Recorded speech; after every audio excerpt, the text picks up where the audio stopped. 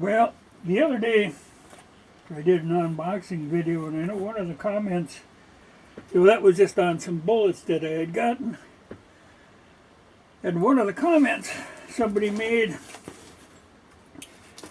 was, that they need to get a life, that they find somebody watching somebody else open their mail. But unboxing videos kind of serve a purpose. A lot of times you run across articles that you didn't know were available. Sometimes you get information on channels that you didn't know about. So they have a purpose. Try to be a little careful about this. This is a box. I'm weaving today. I'm making rugs, trying to build up my stock. I need to do that. So I'm working on the blue jean one. But I had a message from somebody who had sent me a message a while back. And, he's a viewer. And he sent a real nice message, and he asked if I would send him my address. So I did. Because it's no real big secret thing. To be honest, if anybody really was determined, they could easily find my address. But he sent me a bunch of stuff here. Huh, yeah. Bullet lube. That's interesting. 50% Alex, 50% beeswax. Yeah, that's good. I tell you, he was serious about it because, well, I don't want to show you his address, but it cost him just about $25 to send this box. And there's a letter in there. I won't go into that yet, but I won't mention his name. A bunch of brass here. And that is 45 auto. Now, see, it's interesting that the Starline brass that I have for the 45 auto is small pistol primer. This is the large pistol primer. So I'll have to buy some of them.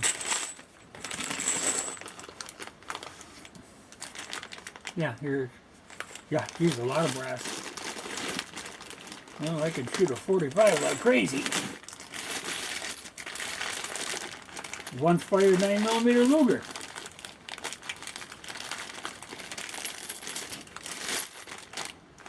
Ha! This is a regular treasure trove here. More 45. Yeah. More 45. Oh, and this has got to be the nickel plated 45. And this is Western.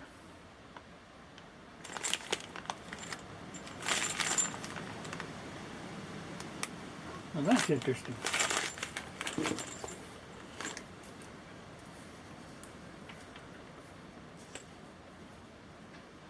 Okay. Pipe thread compound that he uses to patch bullets in a 4570 trapdoor Springfield.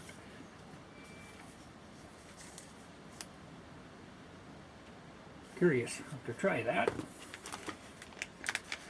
Bullets. 30 caliber. Oh, carbine.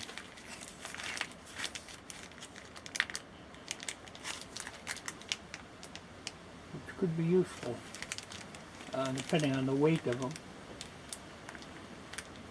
But, they look full metal jacket.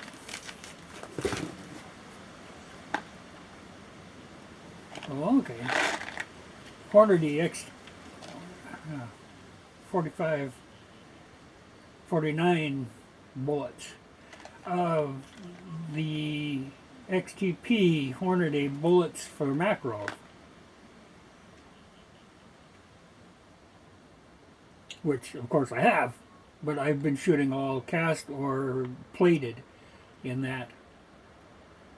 So, yeah, I can certainly make use of these. Because the macro was just a damn fine little gun. And I actually didn't know where they made bullets for them. But, you know, it's kind of funny. A lot of times, a lot of products aren't carried by everybody. Oh, macro for the brass. Brass for the macro. 50 of them. Which is good, because that macro is like the ultimate in brass flinging. And that looks to be Starline.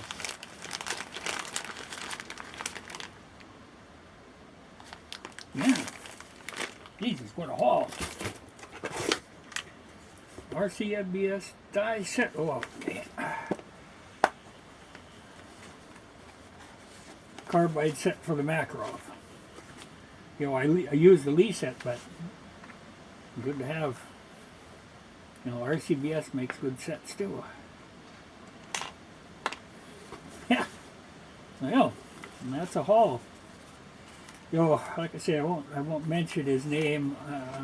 I'll have to read the letter, and maybe I'll mention it if it's all right with him. But some people don't like to. You know, it depends on how active they are on YouTube. If you're just a viewer, you know, otherwise, oh man, that's a haul. Yeah, that's a good deal. You know, but like I say, well, there are a lot of people on YouTube that are nice people. There's some real jerks. I mean, you can get into some foolish arguments. Yeah, PMC. You know, I've used PMC brass before in my 4570, and it's a good brass. You know, much better than like the Winchester stuff, which I had bad luck with. This is Remington. Yeah, that's a haul. Man, I thank you. I will certainly make use of all of that. That's all very good stuff. And reloading info on the Mac. You know, like I say, good gun. You're kind of limited in what info you can get. Not as limited as for the Nagant. I tell you, every time I look for information on the Nagant, there's almost no reloading information on the Nagant. But I get by with what I got. But I'll have to read that letter, and then I'll see if I can mention his name. But I do wish to thank you. That was quite a pile of stuff. Excellent. Another thing I'll mention is Tim Ledoux sent me the Lee reloading manual in 2nd edition. And I always use the Hornady ones, but I have never actually read the Lee one. You know, I use a lot of Lee products, and it's kind of interesting. You know, I was reading some of it, just his philosophy on reloading and stuff, and I do. You know, because the idea is to be able to do it at a reasonable price. You know, instead of just throwing a lot of money at something, to be able to do it at an affordable cost. And that's really what Lee is all about. But I like, you know, even, you know, I use a lot of older reloading information because a lot of times it's more in line with what I'm doing. So this is good to have, you know, because a lot of times I use the information that comes on in the Lee die sets. There'll be a little sheet. The only one, the Nagant has no information. Yeah, you're on your own on Nagant. I'm sure people think you can't reload for them, but you obviously can. I've reloaded many times. And what I've been surprised, I've been using a PPU brass, and I have yet to have one fail. That, you know, so I actually bought a bunch of PPU brass for my 8mm because the 8mm brass that I started using originally, I bought 2 boxes of factory PPU, and I keep using that brass and it works great, so I bought a whole bag full of them. But thank you to Tim for that too. So I've had some pretty good mail. But speaking of, you know, I had a message one day from a guy, and this is something I had to think about. he was asking, he said he was soon to have his first son, and he was thinking what would be a good thing to buy now with the thought of giving it to the son when the son turned 18. And he had some thoughts on this. He was thinking like a Pendleton wool blanket, which are good wool blankets. I tend to lean to the Hudson Bay, but one of the advantages of the Pendleton ones, a lot of times they have blankets that are made for certain occasions and stuff, and if you could actually run across one for something, an event that was happening this year that they made the blanket for, that would be interesting. And he thought about a good axe, because a good axe is getting harder to find, or getting very expensive to find something that's decent. And he also thought about a 357. And I have, those are three thoughts he was having. And I thought about this, and I thought, I think I would tend, another thought I would suggest would be a good knife. There are, because an axe is something, to some people it's important, to some people it doesn't matter, really. So you got to kind of guess what this kid is going to be like, if an axe would mean something to him. But a knife is always useful. I tend to always go with Swiss Army knives. There's nothing particularly special about them, but they are very practical. I can't remember. I've given away so many of these to people. I mean, if I value a person and they don't have a Swiss Army knife, I will give them one because I think it's a thing that everybody should have. But one of the things I was thinking after he said that stuff, I thought about it for several days because I tend to think about things for long periods of time. But even in my sleep, I'm mulling this kind of stuff over. And my thoughts on it were kind of, if you were going to do something like that, rather than to buy a thing and pack it away and then give it to the kid when he turns 18, I think a thing would have more value to somebody if it's a thing that you bought because you wanted it and you use it. And then when you give it to that person after so many years, I think the thing would have more value. So I think rather than think of, try to guess what this person could use, find a thing that's dear to you. And with the plan of passing it on to him. I think that is more in line.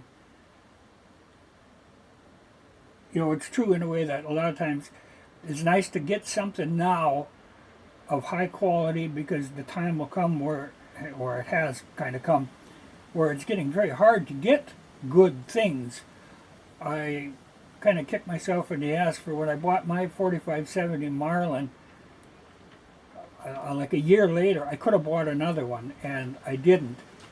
And I really wish I would have, because you can't buy them anymore. You can't buy that cowboy model. When I look at new guns, it's really discouraging. You really can't hardly find a new gun that's worth owning. You have to look at something that's doesn't necessarily have to be expensive, but it has to be something that of a classic design. Some things the design just lives on forever.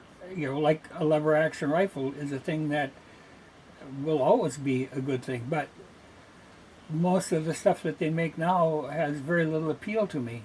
The companies that used to make good guns are out of business, and so you end up having to buy reproductions, kind of. I don't know why. They can make good guns in Italy that are copies of guns that were made here, at one time, and the companies here now are starting to make crap. I don't know why that is.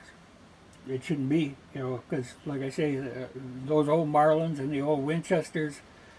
I had a laugh the one day I was in town, and there was a store that had one of the Winchesters that were made like 1970, somewhere in there, you know, a 94 lever action 30-30.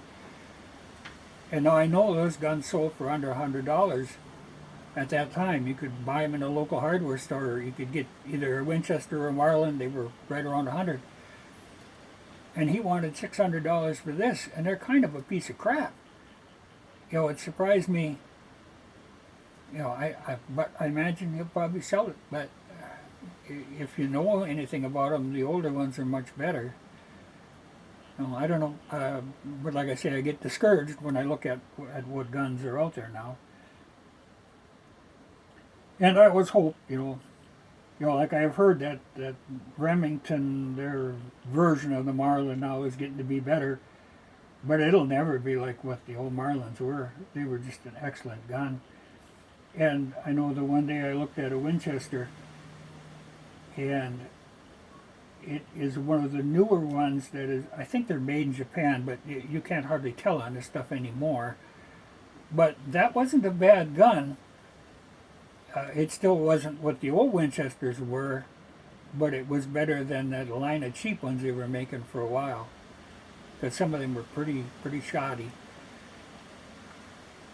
Like I say, it's discouraging when I look at stuff.